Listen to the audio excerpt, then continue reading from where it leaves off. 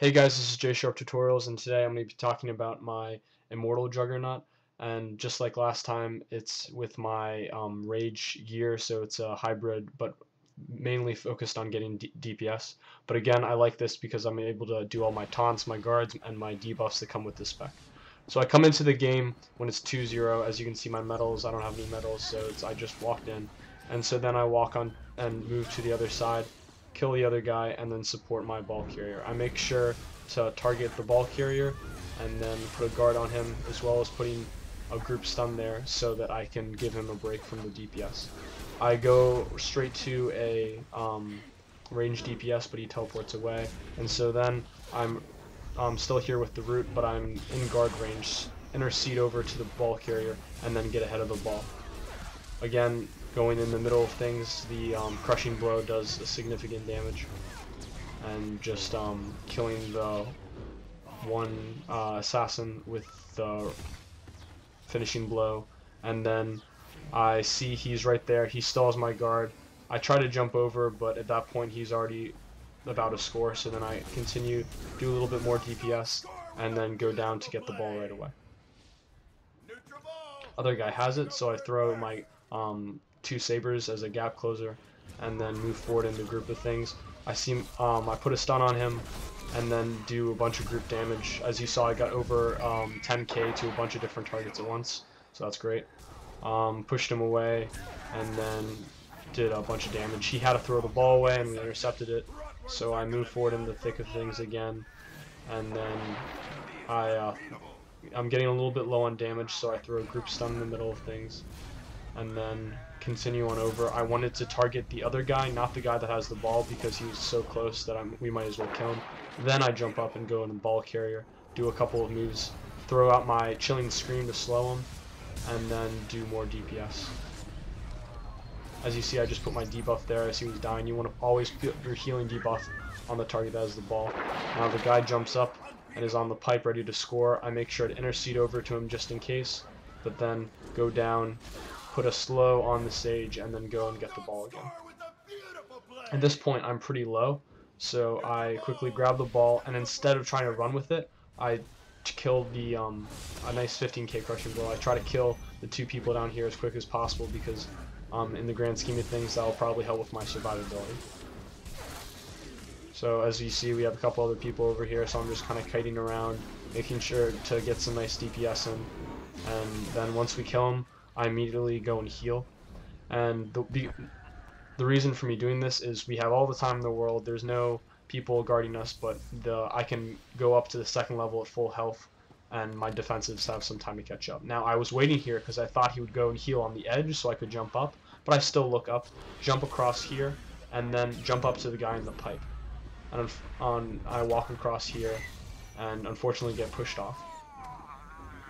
So again, walking across the pipe again, I jump up to the assassin, and then mad dash across so that I can't get pushed off again, and then to put on my saber reflect, and a couple of my other defensives just to make sure I can get across the goal line, and then put a couple things of DPS as I'm about to go.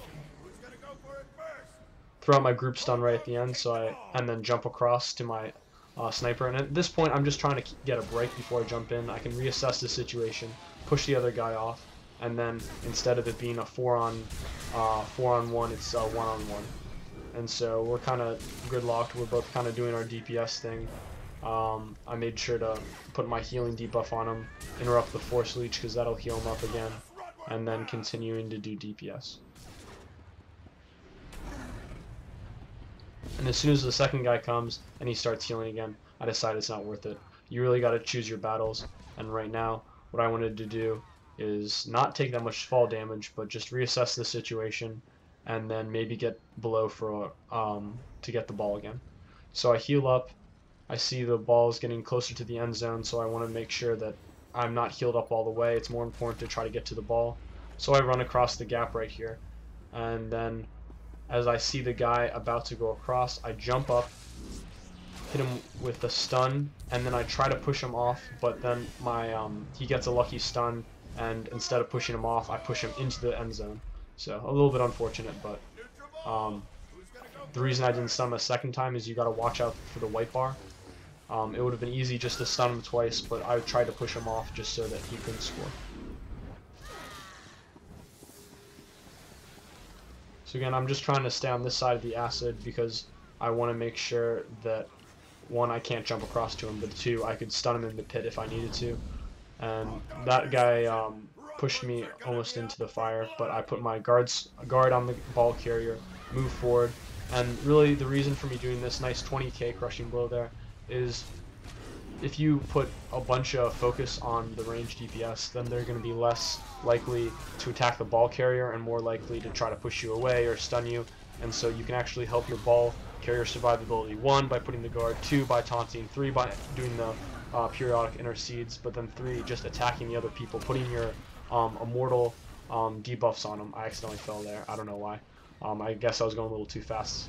But by putting your debuffs and attacking the targets, you can help everyone on your team stay alive. And I was about to go, and I was going to get and run and get this thing, but they stunned me, and I probably should have saved my Saber Reflect and my Mad Dash for just the next death and accepted my death, but I wasn't really thinking. So at this point in the game, they're still up by 1. Our team was able to get a goal from the, or 3 goals from the time that I came in, but I see that we have the ball, so then I jump across, just doing some DPS. You want to make sure that you're kind of getting the power techs and all of those other high damaging classes because we have the ball, and if they put a lot of DPS on our ball carrier, we could potentially lose it in a bad spot. So I see the operatives got it, so I put a guard on him.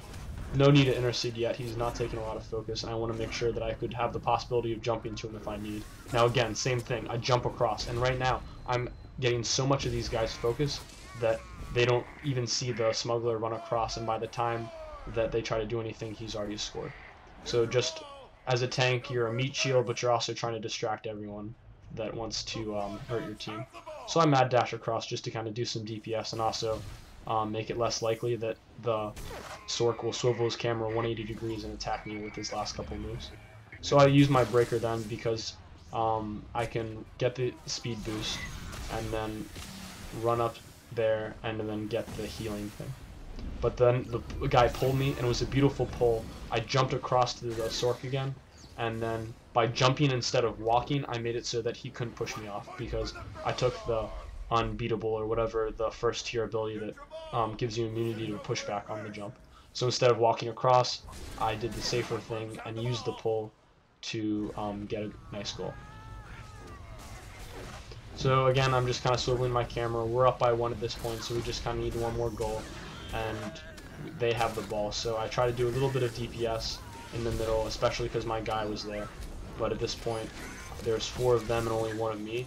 So I use my mad dash, resist everything, jump across to him, pop my shield to absorb the last couple attacks, get the healing note, and then start my DPS on him again. A couple of saber throws, push him away down here, and jump across. He's forced to bubble. Now, as soon as they bubble, you're already heading to the ball spawn because, as you see, the other guys are right there with you.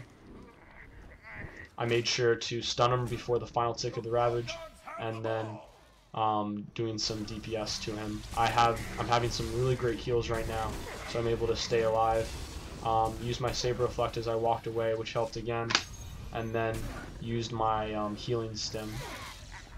I made sure over my shoulder to put a guard on my healer because I want to make sure that he stays alive. Use my breaker there, and then Mad Dash again gives you immunity, so I can Mad Dash across the acid and then put the acid between me and the rest of the team. Now I saw the assassin up there on the pipe. I tried to jump, and for whatever reasons I did get the jump much later, and so I wasn't expecting it, and I didn't actually get on top of the pipe. Another good pull by him, and notice my positioning right here. I'm not on the edge of that platform, because when you're on the edge of that platform, you can get jumped to, you can get pushed into the acid, you can get pushed off the beam. By my positioning here, I'm able to be much safer, and then as soon as I'm over the acid, I jump across immediately. When I do that, there's absolutely no chance that they can do anything to stop me from scoring, and so that we're able to get the goal. So again, I always try to make a big change for my team, and with my guard, with my goal scoring, we were able to go from being 2 down to winning 6-4. So some decent DPS. Again, that wasn't my big focus. I was doing more objectives.